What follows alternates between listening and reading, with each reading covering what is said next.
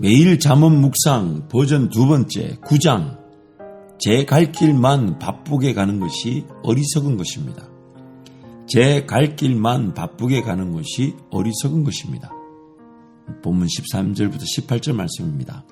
미련한 여인이 떠들며 어리석어서 아무것도 알지 못하고 자기 집문에 앉으며 성읍 높은 곳에 있는 자리에 앉아서 자기 길을 바로 가는 행인들을 불러 이르되 어리석은 자는 이리로 돌이키라. 또 지혜 없는 자에게 이르기를 도둑질한 물이 달고 몰래 먹는 떡이 맛이 있다 하는도다.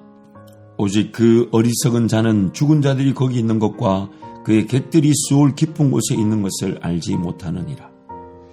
이 내용을 제가 세 번역으로 한번 읽어드릴게요. 어리석은 여자는 수다스럽다. 지각이 없으니 이는 아는 것이 아무것도 없다. 그러한 여자는 자기 집 문 앞에 앉거나 마을 높은 곳에 앉아서 제 갈 길만 바쁘게 가는 사람에게 어추룩한 사람은 누구나 이리로 발길을 돌려라 하고 소리친다. 지각이 모자라는 사람에게도 이르기를 훔쳐서 마시는 물이 더 달고 몰래 먹는 빵이 더 맛있다 하고 말한다. 그런데도 어리석은 사람은 죽음의 그늘이 바로 그곳에 드리워져 있다는 것을 모른다. 그 여자를 찾아온 사람마다 이미 수월의 깊은 곳에 가 있다는 것을 그 어리석은 사람은 알지 못한다. 음행하는 여인, 어리석은 여인, 즉 하나님을 두려워할 줄 모르고 대적하는 여인은 끊임없이 어리석고 미련한 이들을 유혹하여 기어의 음행에 빠지고 자기 어리석음에 따라 결정하며 살게 만듭니다. 유혹과 미혹에 빠져 음행에 죄를 짓게 할 뿐만 아니라 그 어리숙하고 미련한 사람은, 어리석은 사람은 자기 어리석음에 따라 결정하며 살게 만듭니다. 하나님의 지혜가 없는 이들은 기어이 음행하는 여인이 있는 길 모퉁이를 피하지 못합니다. 그래서 복이 든 사람, 즉 하나님의 말씀을 주야로 묵상하는 자들의 복은 죄인들의 길에 서지 아니하는 것이라고 시편 1편에서 말씀하고 있습니다. 기어이 음행하는 여인을 피하지 못하는 길을 분별하지 못하여서 그 길에 들어서게 되고 그 길에서 음행하는 여인을 만나 미혹을 당할 때에 마치 우연의 일치처럼 그러나 꼭 만나야 할 사람을 만난 것이라는 미혹에도 넘어가고 마는 어리석음에 걸려 넘어지는 것입니다. 심지어 도둑질한 물이 달고 몰래 먹는 떡이 맛이 있다 이런 말에도 넘어가 버리고 만나는 것입니다.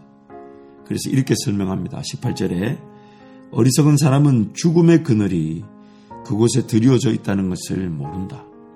그 여자를 찾아온 사람마다 이미 수월의 깊은 곳에 가 있다는 것을 그 어리석은 사람은 알지 못한다. 미래를 예측하지 못하듯 사람은 생명의 그늘인지 죽음의 그늘인지를 잘 분별하지 못합니다. 아니 우리에게는 뭐가 생명인지 뭐가 사망인지를 분별하지 못합니다. 그래서 잠언 14장과 16장에 똑같은 문장이 2번 반복되죠. 사람의 눈에는 필경 선하게 보여도 옳게 보여도 그 끝은 사망의 길일 수 있다. 죽음의 길일 수 있다. 그렇게 말씀합니다. 그래서 우리는 뭐가 생명인지 뭐가 죽음인지 어디가 생명의 그늘인지 죽음의 그늘인지 분별하지 못합니다. 설상 안다고 해도 발걸음을 멈추거나 돌아설 용기나 믿음이 필요하다는 것은 더 큰 문제입니다. 모르는 것도 문제지만 안다 해도 그것을 가지 말아야 되는데 안 해야 되는데 멈춰야 되는데 그런 용기와 믿음도 없습니다. 심지어 이미 수월의 깊은 곳, 즉 되돌릴 수 없는 사망의 음침한 세력 속에 빠져 있다는 것을 어리석은 사람은 알지 못합니다. 특별히 오늘 본문에서 하나님의 지혜가 없는 사람, 즉 어리숙한 사람, 어리석은 사람의 특징에 대해 15절이 이렇게 말합니다. 세 번에게 보면요. 제 갈 길만 바쁘게 가는 사람. 결국 그 제 갈 길만 바쁘게 가는 사람이 어리석은 여자, 수다스럽고 지각이 없고 아무것도 아는 것이 없는 여자의 소리에 넘어간다는 거예요. 심지어 훔쳐서 마시는 물이 더 달고 몰래 먹는 빵이 더 맛있다 해도 그것도 받아들이고 수월의 그 죽음의 그늘이 드리워져 있다는 그곳에 빠져 있으면서 빠져 있는 줄 모른다는 거죠. 제 갈 길만 바쁘게 가던 사람이 말입니다. 제 갈 길만 바쁘게 간다. 어떤 사람일까? 많은 내용을 포함하겠지만은 이런 거 아닐까요? 삶의 목적이나 이유 따위는 관심도 없이 살아가는 사람. 무엇을 위해 사는 것인지가 중요하지 않아 그저 할 수 있는 것만 하며 사는 사람. 자기가 살고 싶은 대로 사는 사람. 또 배우지 않고 그냥 살아가는 사람. 또 사라질 수 있다고 착각하고 사는 사람. 무엇보다도 하나님 나라가 아닌 먹고 마시고 입는 것이 더 긴급한 사람. 옳은 길이 아닌데도 갈 길이 있다는 것이 인생의 가장 큰 문제일 것입니다. 그래서 사람의 삶이 허비되고 낭비되고 방황하고 헤매이는 것은 길이 없기 때문이 아니라 잘못된 길, 사망의 길, 수월의 길, 여러 많은 내 인생을 허비하고 낭비하고 방황하게 하는 여러 많은 길들이 많기 때문에 사람은 어려움을 당하는 것이죠.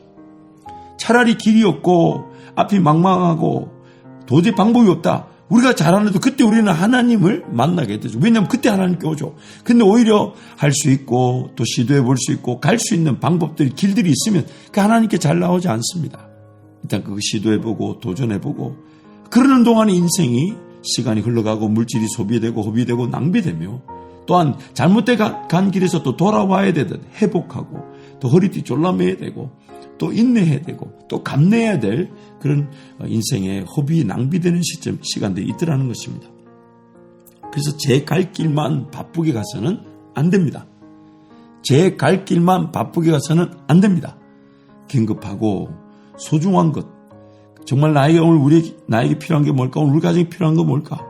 어쩔 수 없이 이런 결정을 해서 오늘 이 자리에 이르렀다 해도 앞으로의 어떤 결정, 앞으로의 어떤 선택은 하나님 지금 이 잘못된 길이라면 옳은 길로 돌아설 과도기가 되게 해주시고 아니면 오늘부터라도 제대로 된 길, 옳은 길, 생명의 길을 걸어갈 수 있도록 하나님 인도해 주십시오.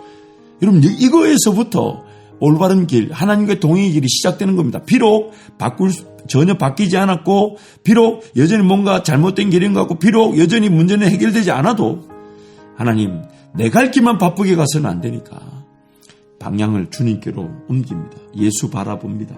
나를 인도해 주십시오. 이끌어 주십시오.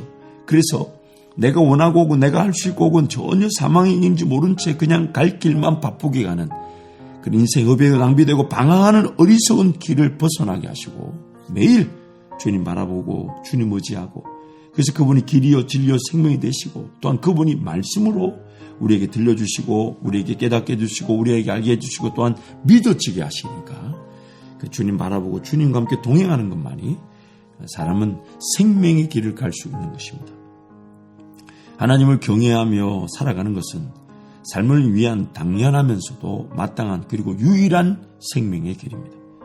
이것이 우선이어야 하고 이것이 먼저 이어야 합니다. 그리고 하나님을 경외할 때 삶은 비로소 안전하고 평안하며 자유하며 행복하게 되는 것입니다.